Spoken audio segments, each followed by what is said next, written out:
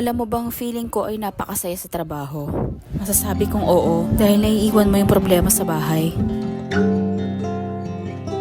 Dito kasi kahit sino pwede mo makausap, kahit sino hingan mo ng payo. Pag may problema ka sa bahay, pag dito sa trabaho, pwede mo manghihinga ng payo kahit sino. Matanda, bata, accepted na yan, basta naiintindihan ka. Minsan pa nga iniisip mo, baka ikaw ang mas kailangan nila na mahinga ng payo. Ganito naman talaga sa buhay, may kanya-kanya tayong problema. Hindi lang natin pinapahalata dahil alam mo maraming marites sa kanto. Charot.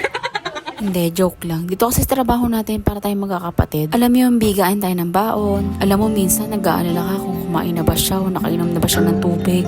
Kung okay lang ba siya sa player niya o baka naman pinapagalitan na siya. Nag-aalala ka rin minsan kasi ikaw naranasan mo rin kasi yung nararanasan niya. Kaya naman minsan hindi tayo dapat magmataas sa mga datihan kasi naranasan din natin yung naranasan nila.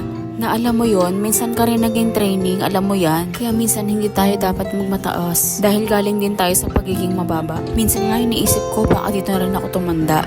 Oo, kasi minsan talaga kung sino pa yung kinaiinisan mo, minsan sila pa yung pinakamatagal sa trabaho. Sila yung magtuturo sa'yo kung paano yung gagawin. At sila rin ang gagawa ng instruction ng daily routine mo. Kaya naman nagpapasalamat ako sa mga nagturo sa akin. Kasi hindi mo matututunan yung mga bagay na nararanasan mo ngayon kung hindi dahil sa mga veterano.